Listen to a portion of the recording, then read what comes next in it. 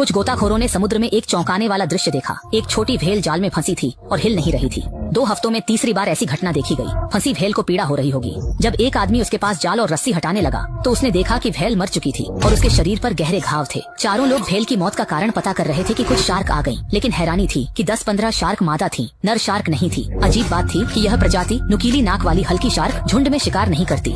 लेकिन इस बार वे एक साथ क्यों आए? जब सब हैरान थे तभी एक और बड़ी शार्क उनकी ओर तैरती आई। इस शार्क का नाम लिलित है, जिसे वे काफी समय से ट्रैक कर रहे थे। लेकिन 3 महीने पहले इसकी लंबाई सिर्फ 2.5 मीटर थी और अब यह कम से कम 7 मीटर लंबी हो गई है। इसकी बढ़ने की रफ्तार वाकई हैरान करने वाली है। यह पता लगाने के लिए कि यहाँ शार्क्स के साथ क्या हो रहा है और लिलित इतनी तेजी से क्यों बढ़ रही है, सोफिया ने गोताखोरों से कहा कि वे लिलित से एक सैंपल लें। लेकिन यही फैसला उनकी टीम के लिए लगभग जानलेवा साबित हो गया। जैसे ही क्रिस ने सैंपलिंग डिवाइस को शार्क के शरीर में चुभोया, शार्क डरकर तेजी से तैर गई। उन्हें लगा शार्क अब चली जाएगी, पर हैरानी से शार्क वापस मुड़ गई और तेजी से उनकी ओर झपट पड़ी। समुद्र में गोताखोरों की दर्दनाक चीखें सुनाई देने लगी और एक एक कर कैमरों की तस्वीरें गायब होने लगी। वे सभी शार्क के हमले का शिकार हो रहे थे। नाव पर बैठी सोफिया घबरा उठी। उसने गोताखोरी का सूट पहनने का इंतजार नहीं किया। मछली मारने बंदूक उठाई और समुद्र में कूद पड़ी। लेकिन उसके सामने दृश्य बेहद भयावह था। पानी के नीचे कटी फटी लाशें बिखरी थीं। सभी के मारे जाने का एहसास होते ही सोफिया ने डर से चारों ओर देखा। मछली पकड़ने के जाल में फंसी शार्क सामने आ गई और उसे गहराई की ओर ले गई। दबाव बढ़ने से सोफिया का कान का पर्दा फट गया। इससे वह तुरंत होश में आ गई। घबराकर उसने अपने टखने में फंसे मछली पकड़ने के जाल को काट डाला और इसी से वह किसी तरह गहराई से बचकर बाहर निकल पाई। छाती में बची आखिरी सांस के सहारे सोफिया ने आखिरकार अंतिम क्षण में खुद को खतरे से बाहर निकाल लिया। समय बीतता गया और 3 साल बाद सब कुछ बदल चुका था। एफिल टावर के सामने सीन नदी के किनारे 2 युवा खेल खेल में कुछ निकालने की कोशिश कर रहे थे। पहली बार में उन्होंने एक साइकिल निकाली, लेकिन दूसरी बार में एक बम निकाल लाए। तुरंत पुलिस को खबर दी गई और वे मौके पर पहुंच गए। मामले की सच्चाई भी जल्दी ही सामने आ गई। असल में यह बम द्वितीय विश्व युद्ध के समय का था। निकाले गए इस बम के अलावा पुलिस ने आसपास से कुल 154 बम और बरामद किए, लेकिन वे यह नहीं जानते थे कि नदी के तल में बम छुपे थे। सोफिया ने पेशा बदल लिया था। अब वह एक एक्वेरियम में गाइड थी। उस हादसे ने उसके शरीर और मन दोनों को आघात पहुंचाया था। इसी वजह से वह अतीत की बातें याद नहीं करना चाहती थी। उसने सोचा अब उसका पुरानी बातों से वास्ता नहीं रहेगा। लेकिन घर लौटते समय मीका नाम की एक लड़की ने उसे आवाज दी। परिचय के दौरान मीका एक गैर सरकारी समुद्री संरक्षण संगठन की सदस्य है, जो समुद्री पर्यावरण और जीवों की रक्षा के लिए काम करता है। रोजमर्रा की निगरानी और अनुसंधान के दौरान उन्होंने अचानक ग्रे ब्लू सैंड के बीकन का पता लगाया। हैरानी थी कि शार्क समुद्र छोड़कर जा रही थी और सीधे सीन नदी बढ़ रही थी। मीका ने सोफिया को बुलाया। वह अपने अनुभव से शार्क को वापस समुद्र ले जा सके। सोफिया को विश्वास नहीं हुआ। यह उस साल का बीकन नहीं, शार्क को रास्ता दिखाना दिवा स्वप्न है। दोनों में तालमेल नहीं बैठा। सोफिया तुरंत चली गई। घर लौटने पर 3 साल पहले की घटनाएं उसकी आंखों के सामने घूम गई। वह खुद को रोक नहीं पाई और उसने कंप्यूटर खोल लिया। शार्क के बीकन को चालू किया। ग्रे ब्लू शार्क सीन नदी के किनारे थी।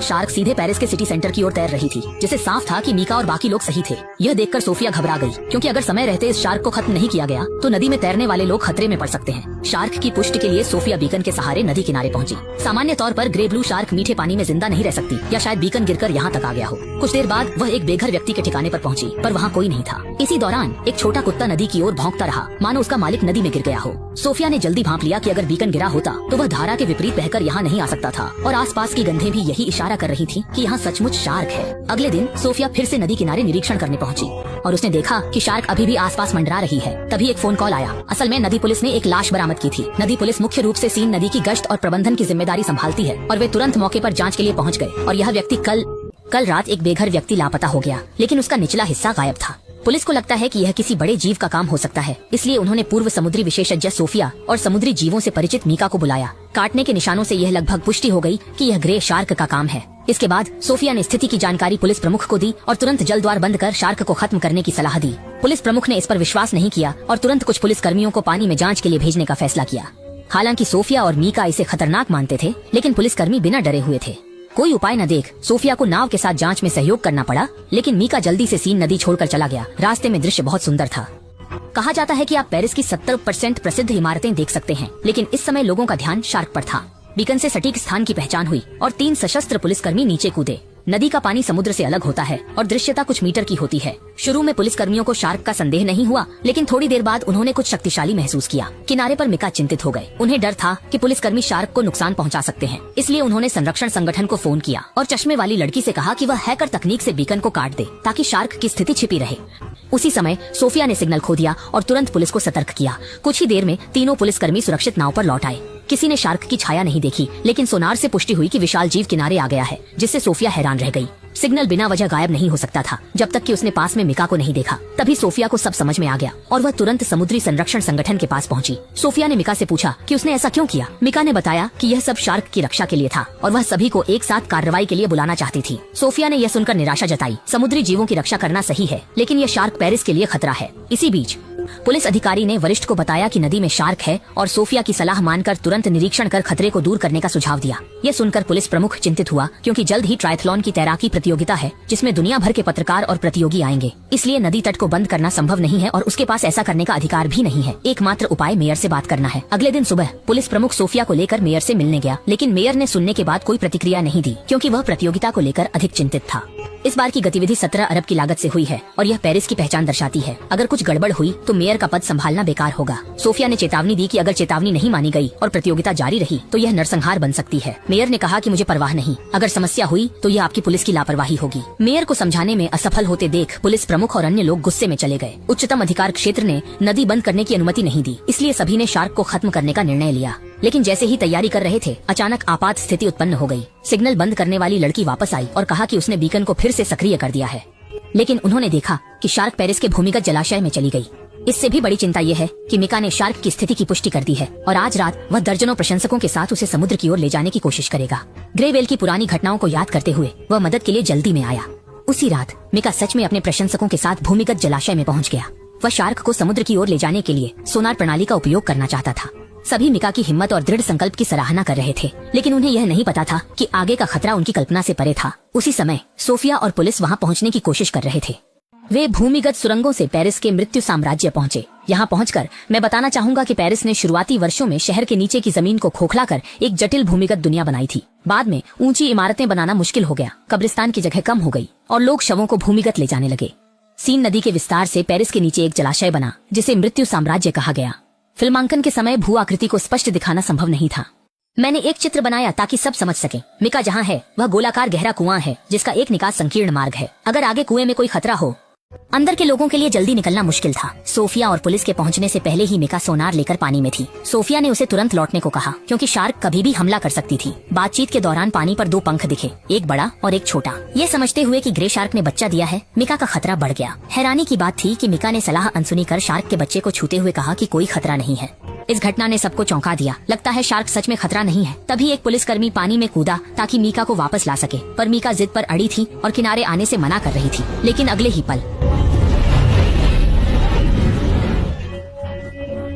अचानक स्थिति ने सबको डरा दिया, क्योंकि नीचे का रास्ता गीला और संकरा था, जिससे कई लोग गहरे कुएं में गिर गए। स्थिति और अराजक हो गई और पानी की सतह खून से लाल हो गई। छोटा स्थान तुरंत कसाई खाना बन गया। स्थिति गंभीर रूप से नियंत्रण से बाहर हो गई। पुलिसकर्मी ने बंदूक निकालकर शार्क पर गोली चलाई, लेकिन कमजोर गोलियों का असर नहीं हुआ। इस समय एकमात्र निकास सबकी आखिरी उम्मीद बन गया।